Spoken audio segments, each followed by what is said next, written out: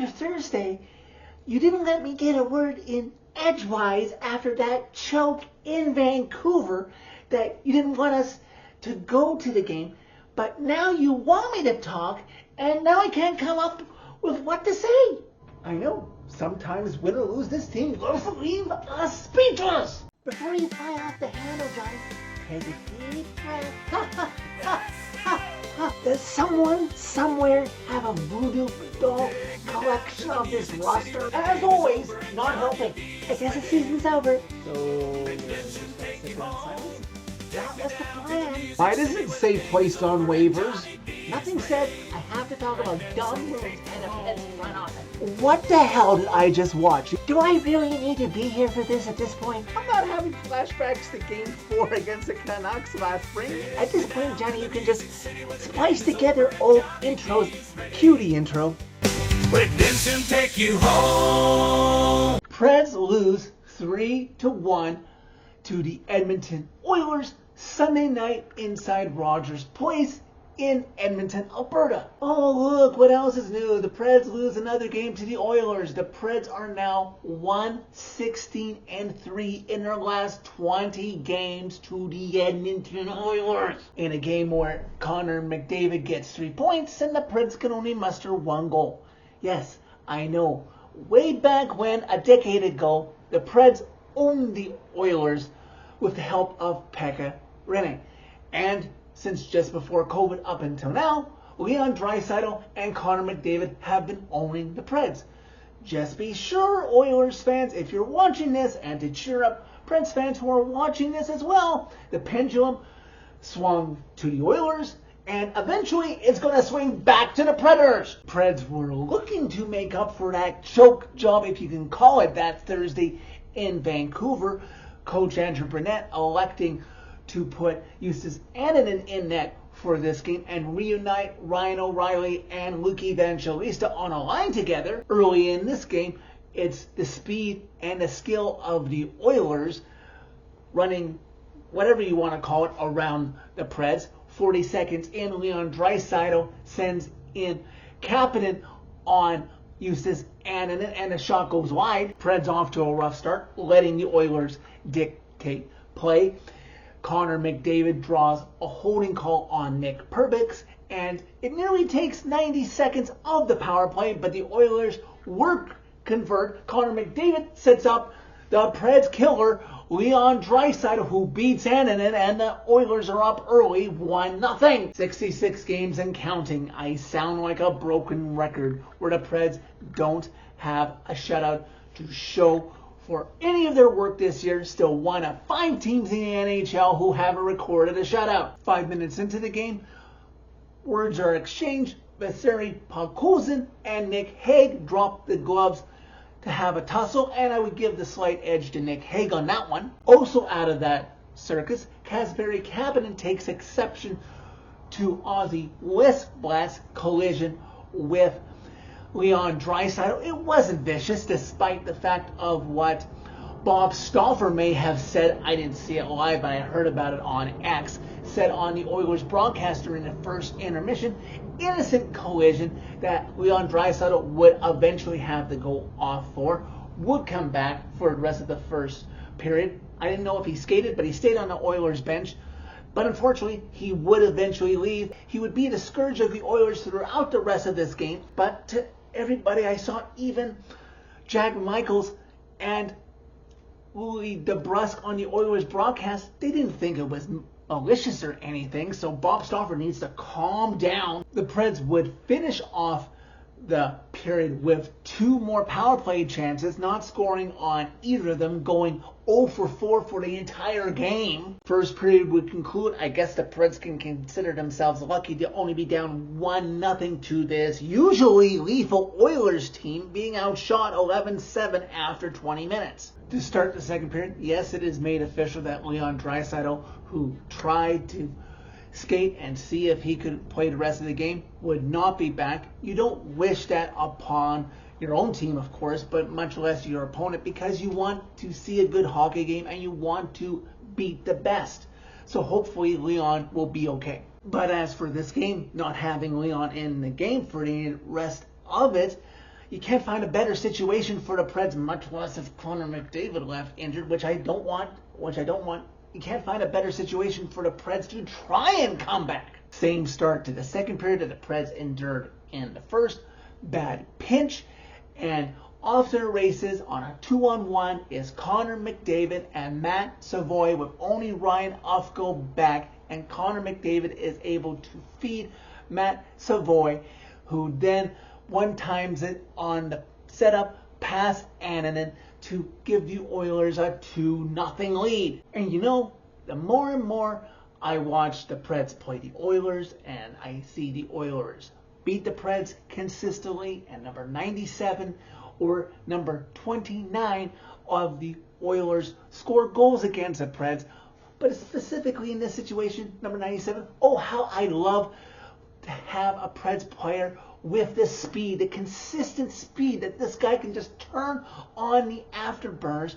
But for that to happen, this team is finally going to have to commit to a tank of some sort and a proper rebuild. Something to pray with new management coming in the offseason. 9 minutes into the second period, Dickinson of the Oilers sends in Zach Hyman, but Annan is able to make the save and keep the Preds in this one. After 4 straight dances to the penalty box of Oiler players, you knew that it was going to swing back the other way. The Preds, Eric Holla goes off, and fortunately, the Preds penalty killers help out their goalie and kill off a real strong threat for the Oilers to make it even worse, but it stays 2-0. Oilers continue to get annoyed with Ozzy Westblatt with the Leon Draisaitl incident in the first period. Matthias Ekholm, yes, former Pred, Matthias Ekholm gets his 2 cents in with Ozzy Westblatt. Westblatt retaliates with a slashing penalty, and only he goes off because I guess Matthias Ekholm is a saint, but all Preds Nation remembers, no, that is not the case at all. Bruno is none too happy with only Westblatt going off, and I can't blame him, but then again, Westblatt, considering the situation, considering being on the road, has got to take a little bit more responsibility just to skate off and ignore Ekholm trying to goad him. About a minute left to go in the second period. Preds get a chance shorthanded on the Westblatt penalty, 2-on-1. Roman Josi trying to do it himself, but he can't beat Connor Ingram. Time ticks down in the second period. Oilers with a great chance that beats Annan, but can't beat the post. And the Preds somehow find themselves still in this game, only down 2-0 after 2 periods. A couple minutes into the third period, Jack Michaels, the play-by-play voice that I have to endure to watch Preds games in Canada when they face the Oilers, quotes Bruno coming into this game having said that he hopes the Preds vets experience would help them win games down the stretch. Oh yes, Bruno, how did that work in the third period and overtime Thursday in Vancouver, huh?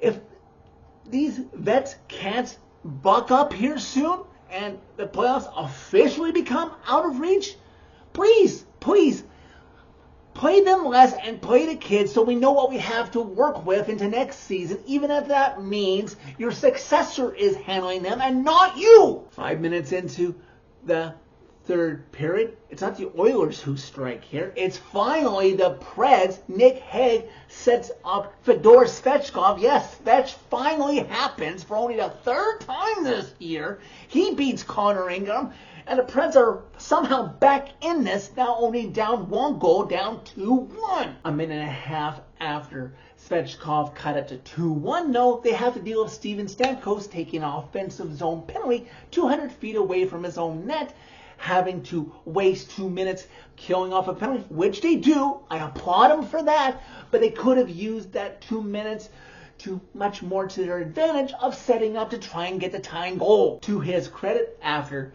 the penalty is killed off with him in the box, Stamkos nearly ties it with a wraparound chance on Connor Ingram. Under 7 minutes left to go in regulation, Preds pushing for the tying goal. Zachary Haru nearly ties the game, getting a shot on Ingram that he saves. Fast forward to just over 2 minutes left to go in regulation. Preds off of the rush. Bruno elects to pull Justus Annan, and the Preds, with probably their best chance to tie the game, Stamkos gets a one-timer off that beats Connor Ingram, but rings off of the post. Oh, God, no. And that would be the Preds' day coming up a little short, a little too late, as eventually Zach Hyman is able to put this game away into the empty net, and the Preds would get one more push with a pulled Annunen. They would not surrender another empty net goal, but would not score a goal to make it one goal game again or tie it, and they would fall to the Edmonton Oilers in this one by a final of 3-1. Well, I guess I can call that an improvement over the last handful of times the Preds have played the Oilers, that they didn't surrender more than 3 goals. It was a 2-goal game or fewer throughout it. It just would have been nice if the Preds could have scored more than 1 goal on the Oilers goaltending. Maybe if Tristan Jarry had been playing in this game, the Preds would have had a chance, since he's been somewhat of a sid lately. But former Preds netminder Connor Ingram is bailing out the Oilers as of late. The Preds didn't just lay down and die when they fell behind in this game. I will give them that. It just would have been nice if the Preds hadn't waited until after 40 minutes of hockey to get double digits in shots in a single period, after only registering 7 in the first and 8 in the second period. The Oilers broadcast was sure to remind Preds fans watching, or Oilers fans watching, that yeah, the Preds are 4 points out of a playoff spot. Preds got some help on the out-of-town scoreboard. That yeah, San Jose won yesterday in Montreal, but they lost to Ottawa, so it would have been nice to have gained on them. And then Seattle blew out Florida.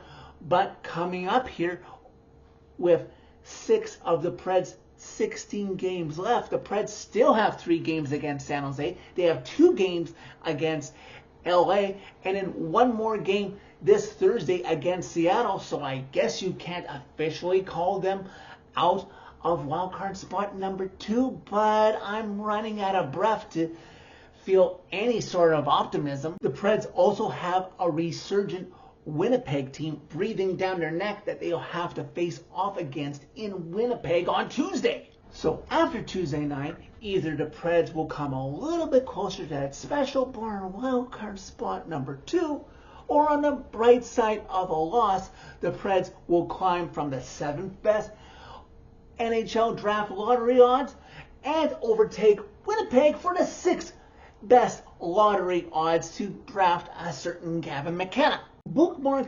tankathon.com/NHL. It might come in handy for our sanity here soon, Preds Nation. So that's it for this video. Thank you very much for watching. As always, click a like if you like this video. Click subscribe if you really liked it. You can find my social media and interact with me during every Preds game by clicking on the channel name. Tell all your friends about redemption. Everyone deserves a chance of redemption. I'm still waiting on certain vets on this team down the stretch in the clutch to answer that bell. But don't miss a chance to one day witness redemption.